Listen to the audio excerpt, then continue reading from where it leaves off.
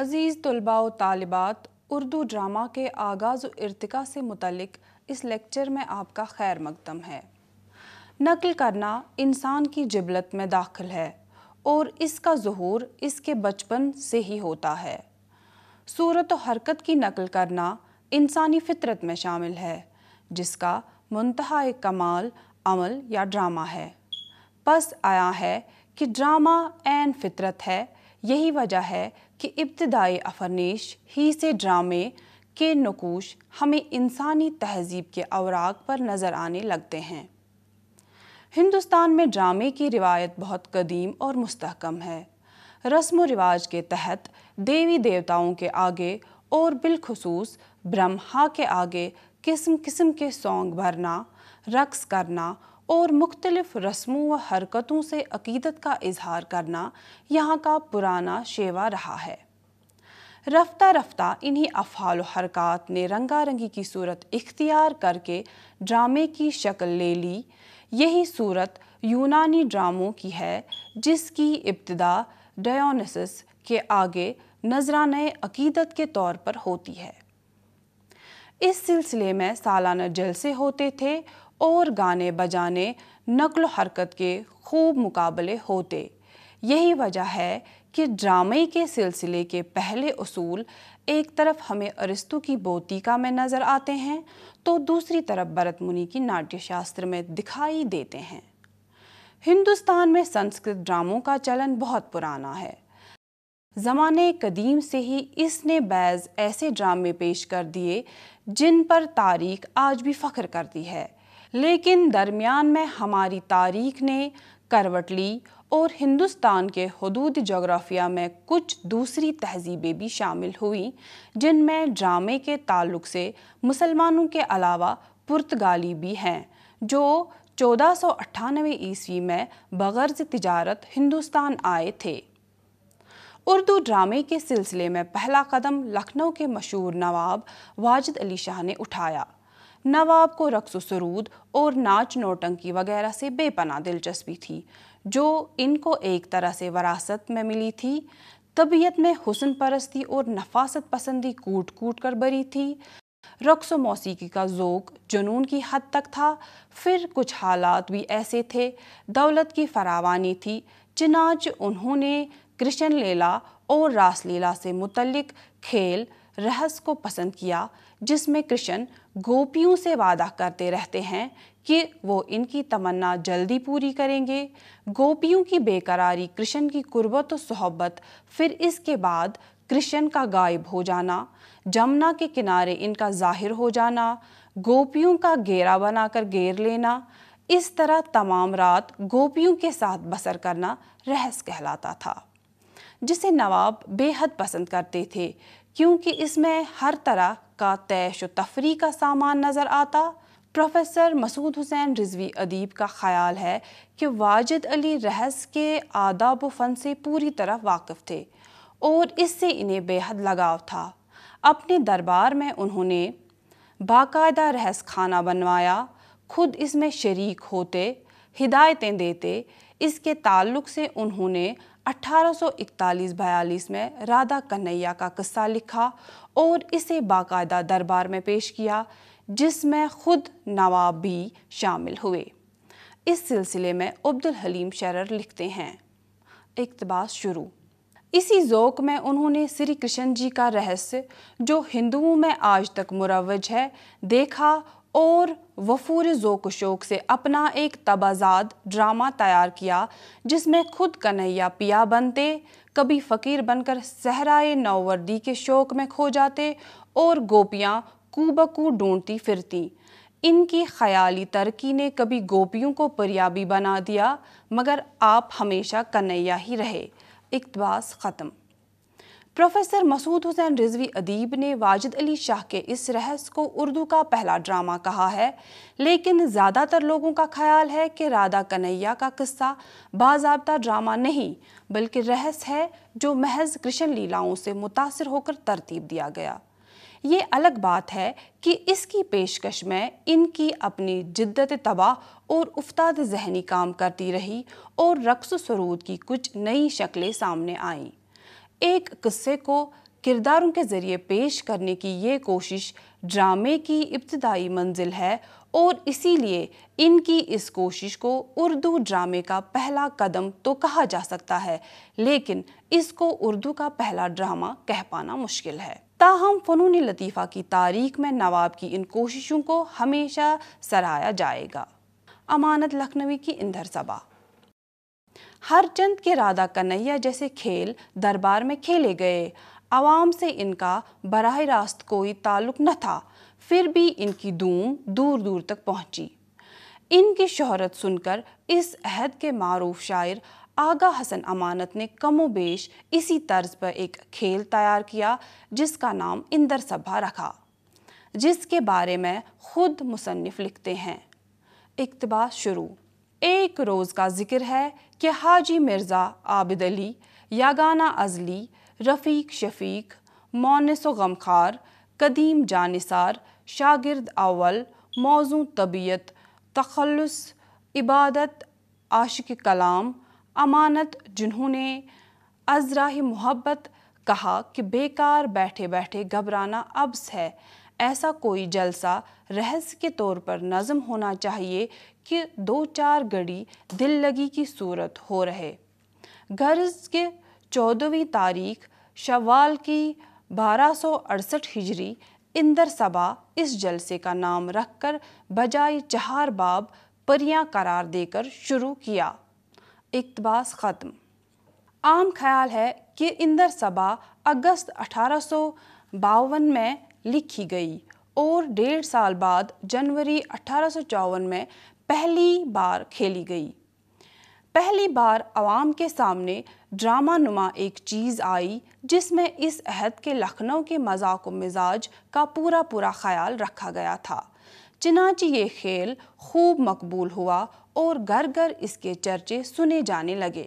مختلف مثنویوں کے حصوں کو لے کر پریوں، دیو اور گلفام کے علاوہ اندر کی شوقین طبیعت کے ذریعے اس عہد کے معاشرے کی بھرپور تصویر پیش کی گئی اور اسی لیے بے حد پسند کی گئی۔ اندر صبا اور امانت کو لے کر ماہرین کے درمیان کچھ اختلافات بھی ہیں۔ ڈاکٹر مسیح الزمان نے اندر صبا مرتب کرتے وقت یہ تحقیق پیش کی کہ واجد علی شاہ کے رہس جن میں رادھا کنہیا کے قصے کو پیش کیا جاتا تھا امانت کی رسائی سے دور تھے اور ایک طرح سے انہوں نے محض ان قصوں کے چرچوں کو سن کر راجہ اندر کا دربار سجایا اور اپنی خیالی طاقت سے اسے زندہ و جاوید کر دیا۔ ناٹک ساگر میں محمد عمر و نور الہی لکھتے ہیں۔ اقتباس شروع۔ ایک فرانسیسی مقرب بارگاہ نے مغربی تھیٹر کا نقشہ پیش کیا، اس لیے واجد علی شاہ کے حضور میں جس فرانسیسی ڈرامے کا ذکر آیا وہ اوپیرا تھا، اس لیے طے ہوا کہ ہندوستانی مذاق کا اوپیرا تیار ہو۔ قرائے فال امانت کے نام پر لگا جنہوں نے 1270 ہجری میں اس فرض کو بوجہ احسن ادا کیا۔ اقتباس ختم۔ ناٹک ساگر میں کہی گئی ان باتوں سے تو یہ اندازہ ہوتا ہے کہ آغا حسن امانت نہ صرف واجد علی شاہ کے دربار میں آتے جاتے تھے بلکہ ان کے ایما پر ہی اندر صبا لکھی گئی، جبکہ مسیح الزمان لکھتے ہیں کہ امانت کی دربار میں رسائی نہ تھی۔ بہرحال امانت نے واجد علی شاہ کے رہس اور ان کے قصوں سے متاثر ہو کر اندر صبا ترتیب دی۔ شہرت، مقبولیت، کردار و رقص کی ساخت کے اعتبار سے اتنا بڑا کام ضرور ہوا کہ ڈرامے کے عناصر جاگ گئے اور اس عہد کے دیگر شاعروں نے شاعری کے علاوہ اس صنف کی طرف توجہ دینی شروع کی۔ پروفیسر احتشام حسین لکھتے ہیں۔ اقتباس شروع۔ امانت نے اس خلا کو اس طرح پر کر دیا کہ گویا اس وقت ڈرامہ کی دیوی جاگ اٹھی اور بہت سے دوسرے شاعروں نے امانت کی تقلید میں اندر صبائیں لکھی جو تقریباً اسی اسٹیج پر اور اسی قسم کے ساز و سامان سے پبلک کے سامنے کھیلی گئی۔ اقتباس ختم۔ پارسی تھیٹر۔ ایک طرف لکھنؤ میں واجد علی شاہ اور امانت کی یہ کوششیں جو اپنے پیچھے तहज़ीब व तैश और रास लीलाओं का एक तवील पस मंज़र रखती हैं और अपने अहद की सैर व तफरीह, ऐश व मस्ती और बिखरते हुए माशरे, खोखली हुई समाजी और सियासी सूरतों पर भरपूर तंज करती हैं, तो दूसरी तरफ ड्रामे के मुस्तकबिल के इम्कानात भी पैदा करती हैं।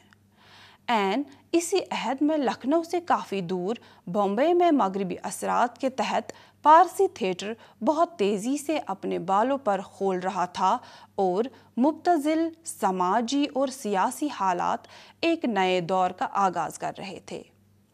अंग्रेज़ों के बढ़ते हुए गलबे ने इनकी तहज़ीब व मज़ाक को भी ज़िंदा किया।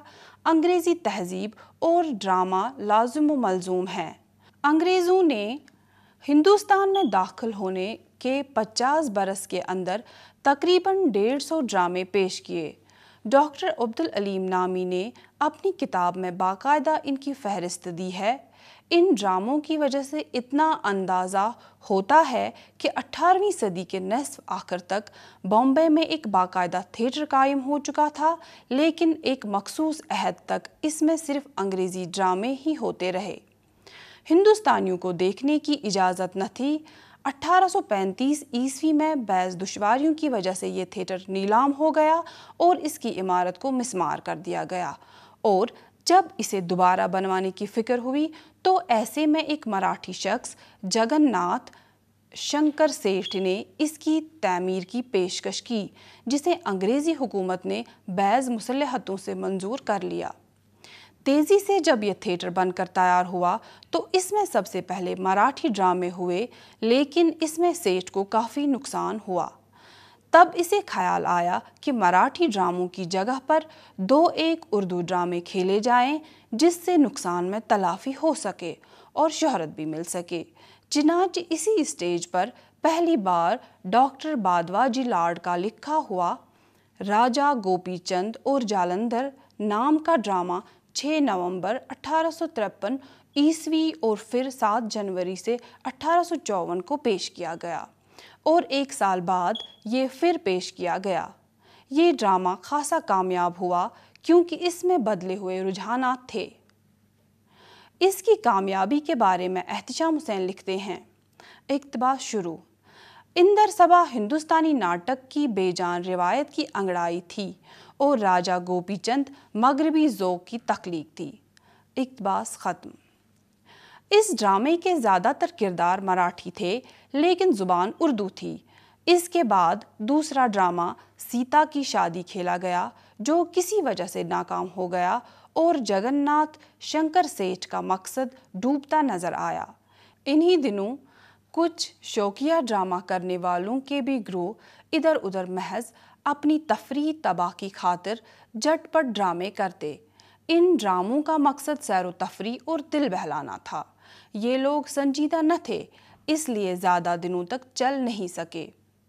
इनमें कुछ लोग ऐसे भी थे जो महज हुक्काम वक्त की खुशनुदी के लिए लिखते रहते, जिनमें नाना साहब ड्रामा ख़ास तौर पर काबिल ज़िक्र है। इसी दौर में बाई सहराब जी पटेल ने, जो इन दिनों स्टेज की दुनिया के जाने माने आदमी थे, 1881 ईस्वी में गुजराती ड्रामे को उर्दू में मुंतकिल किया, जो खुर्शीद के उन्वान से मशहूर हुआ। इसी अहद का ये वाहिद ड्रामा है जो दस्तयाब है और जिसे 1973 ईस्वी में डॉक्टर मसीहुज़्ज़मान ने मुकदमे के साथ शाया करके नेक काम किया। इस ड्रामे के बारे में आम ख्याल है कि ये पहला ड्रामा है जिसमें उर्दू नस्र का बाकायदा इस्तेमाल किया गया, और साथ ही इस ड्रामे में पहली बार साजो सामान, लिबास, पर्दे वगैरह का इस्तेमाल किया गया। इन ड्रामों तक पहुँचते पहुँचते उर्दू में ड्रामों का चलन आम होने लगा और कुछ मुसलमान ड्रामा नवीज़ भी नज़र आने लगे, मसलन महमूद मियाँ रौनक, हुसैनी मियाँ ज़रीफ़, हाफिज़ मोहम्मद अब्दुल्ला, मिर्ज़ा नज़ीर बेग वगैरह। अगरचे ये लोग मुख्तलिफ मकामात से ताल्लुक़ रखते थे, लेकिन इनमें से ज़्यादातर मुलाज़मत की ग़रज़ से या ज़ाती दिलचस्पी के तहत मुख्तलिफ नाटक मंडलियों से वाबस्ता रहे और तसनीफ़ व तालीफ़ के सिलसिले कायम किए रहे।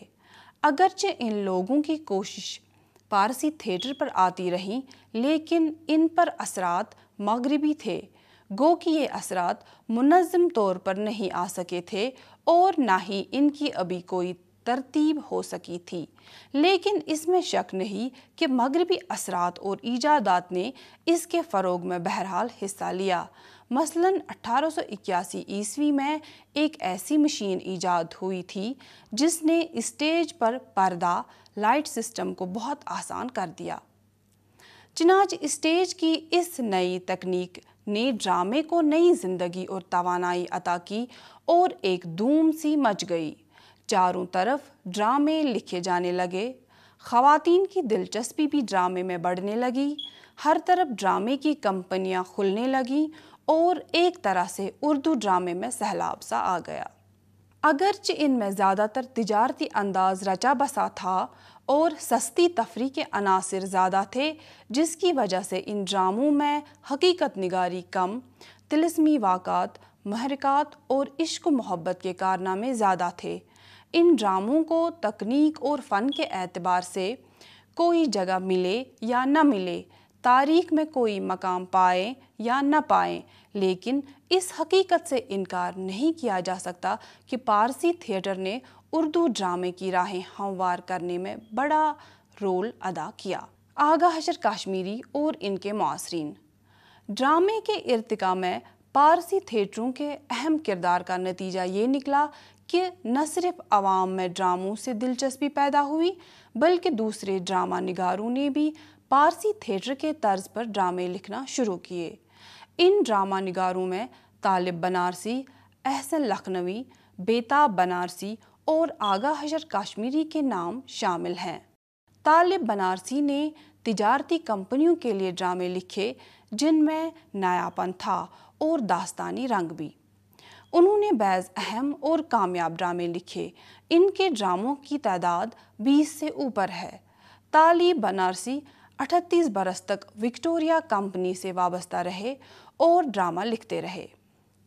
انہوں نے ڈراموں کی زبان کو پہلے سے زیادہ سلیس اور رواں بنانے میں اہم کردار ادا کیا۔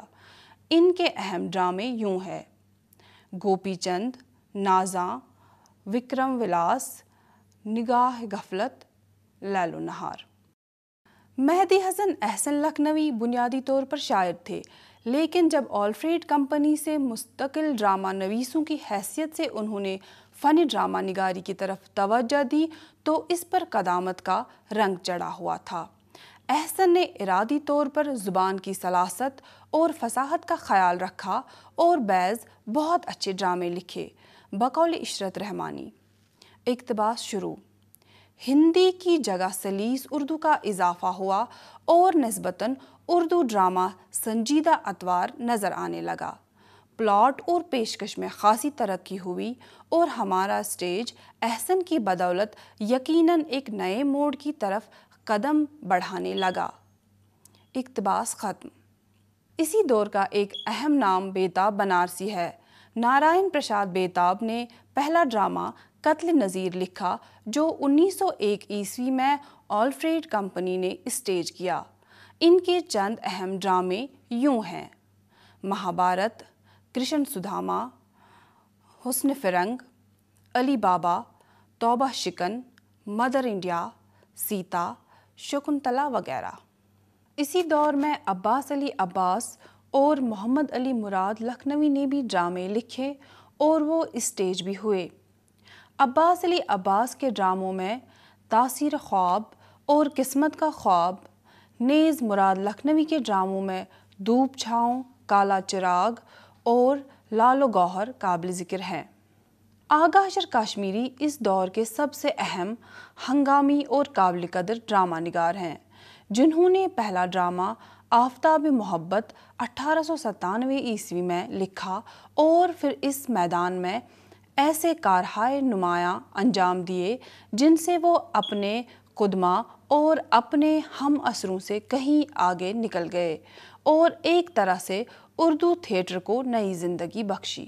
حشر کے تمام ڈراموں کو سمجھنا اور ان کی جملہ خدمات کا احاطہ کرنا ایک تفصیل طلب کام ہے، کیونکہ وہ تقریباً 23 سال تک ڈرامے کی دنیا سے وابستہ رہے، تبزار ڈرامے لکھے، ترجمے کیے اور ہندی میں بھی ڈرامے لکھے اور ہر طرح کے ڈراموں میں عوام کی پسندیدگی، فنی نزاکت اور اسٹیج کے لوازمات کا بھرپور خیال رکھا۔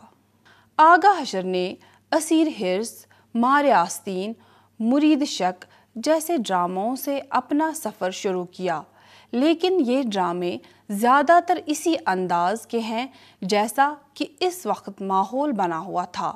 لیکن حشر نے جلد ہی اس حصار سے اپنے آپ کو نکال لیا اور آگے بڑھ کر سفید خون، صید ہوس، شہید ناز جیسے ڈرامے لکھے۔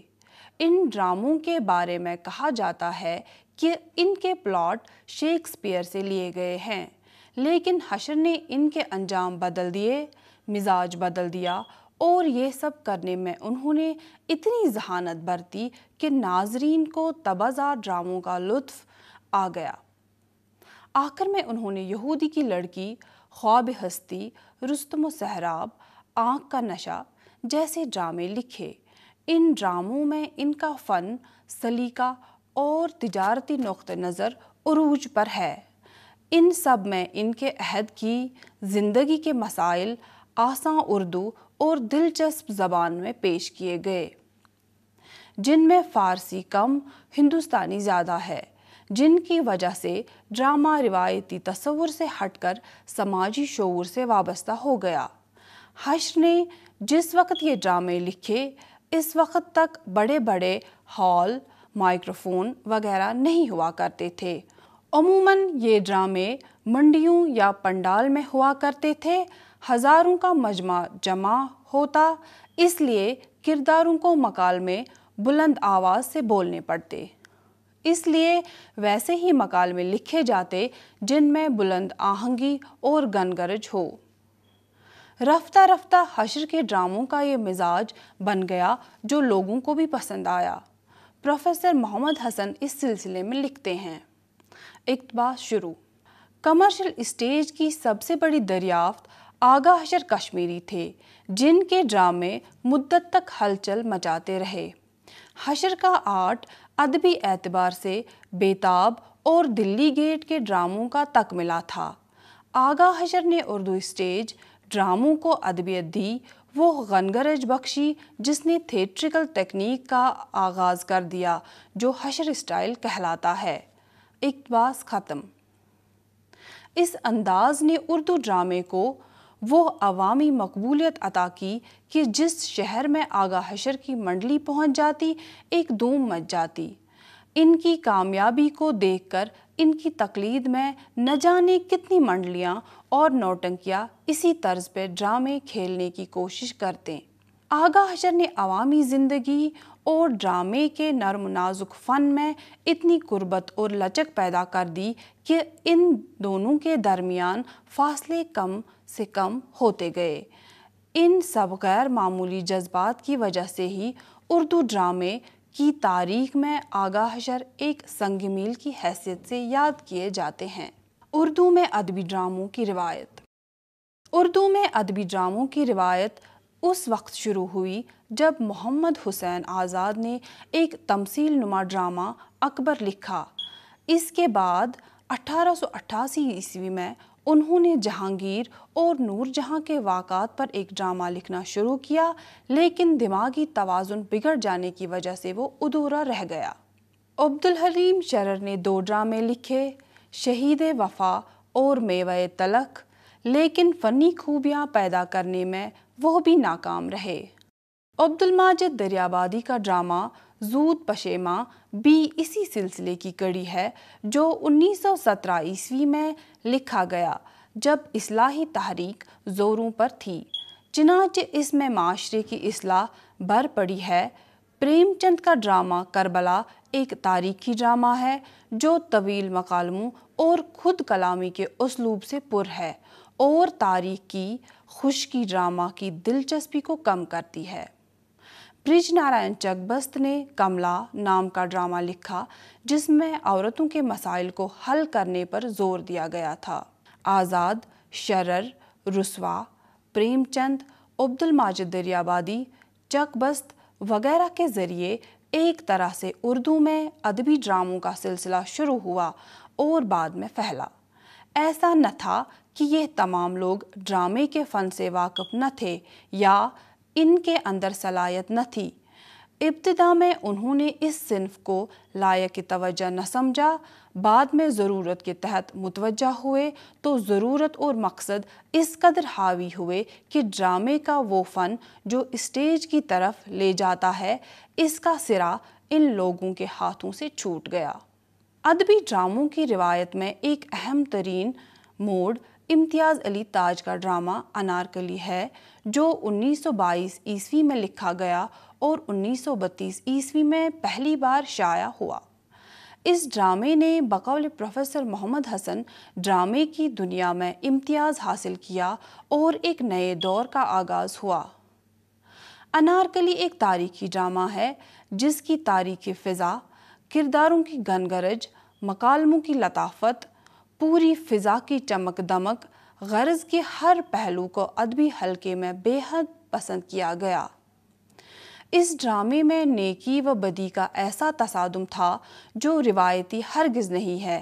انسانی کردار کی پیچیدگیاں و اعلیٰ قدریں، محبت کی عظمت، غرض کی اس ڈرامے میں سب کچھ ملتا ہے۔ بس نہیں ملتا ہے تو اس بات کا خیال جو ڈرامے کو اسٹیج تک پہنچانے کے لیے کیا جاتا ہے۔ چنانچہ انارکلی اپنی غیر معمولی شہرت عظمت کے باوجود اسٹیج نہیں کیا جا سکا۔ 20ویں صدی کی تیسری اور چوتھی دہائی تک پہنچتے پہنچتے ڈرامہ اپنے تکنیکی وسائل اور اسٹیج کے لوازمات میں دن دگنی رات چگنی ترقی کرنے لگا۔ پہلے خاموش، پھر اس کے بعد بولتی ہوئی فلموں کا چلن شروع ہوا۔ اس کے بعد ریڈیو عام ہوا جس نے ریڈیائی ڈرامے کو جنم دیا۔ ساتھ ہی مختلف تعلیمی اداروں میں اسٹیج مقبول ہونے لگا۔ کمپنیوں اور کلبوں نے یکبابی ڈراموں کو اسٹیج کرنا شروع کیا تو پھر نیشنل اسکول آف ڈرامہ قائم ہوا۔ اس دور تک پہنچتے پہنچتے اردو ڈرامے نے بھی اتار چڑھاؤ دیکھے۔ ترقی پسند تحریک کا آغاز ہوا اور ساتھ ہی اپٹا یعنی انڈین پیپلز تھیٹریکل ایسوسی ایشن کی شکل میں عوامی تھیٹر کا قیام عمل میں آیا، جس نے ڈرامے کی دنیا میں ایسے ایک نیا اور جیتا جاگتا رخ دیا اور ڈرامہ ادبی تجارتی رخ الگ ہو کر سماجی شعور میں ڈوب کر ایک نئے رنگ و آہنگ اور تیور میں نظر آنے لگا۔ خواجہ احمد عباس کا ڈرامہ زبیدہ، ایٹم بم اور اناناس، کرشن چندر کا سرائے سے باہر، کتاب کا کفن، نیل کنٹھ، بیدی کا سات کھیل، نقل و مکانی، خواجہ سرا، عصمت چغتائی کا دانی بانکے، سانپ، سردار جعفری کا یہ کس کا خون، منٹو کا اس منجدار میں، ساتھ ہی بیگم قدسیہ زیدی کے ڈرامے اور پرتھوی تھیٹر کے تجربات نے اردو ڈرامے کو نئے موضوعات اور نئے لوازمات سے مالا مال کر کے اسے آج کے مطالبات سے جوڑ دیا، اور اب اردو ڈرامہ بڑی حد تک نہ صحیح لیکن کسی حد تک بہرحال بڑے بڑے ڈراموں سے آنکھیں ملانے لگا۔ اسی دور میں کچھ ادیبوں اور شاعروں سے متعلق بھی ڈرامے لکھے گئے۔ غالب صدی کے موقع پر سید محمد مہدی نے غالب کون ہے لکھا، اعجاز حسین نے آتش، مجاز، انشا اور اکبر الہ آبادی پر ڈرامے لکھے، محمد حسن نے غالب پر ڈرامے لکھے، حبیب تنویر نے آگرہ بازار اور رفعت سروش نے بھی غالب کے نام سے ڈرامہ لکھا۔ محمد حسن نے اس صنف کی طرف خصوصی توجہ دی، پیسہ اور پرچھائیں اور ضحاک جیسے اچھے ڈرامے لکھے۔ حبیب تنویر، ابراہیم یوسف، ساگر سرحدی، شمیم حنفی، زاہد زیدی، ظہیر انور وغیرہ نے قابل قدر ڈرامے لکھ کر اس صنف کو آگے بڑھانے میں اہم رول ادا کیا۔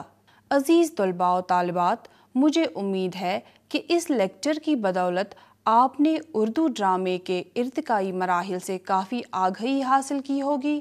آئندہ پھر کسی اور موضوع کو لے کر آپ کے سامنے حاضر ہوں گے۔ جب تک کے لیے خدا حافظ و ناصر۔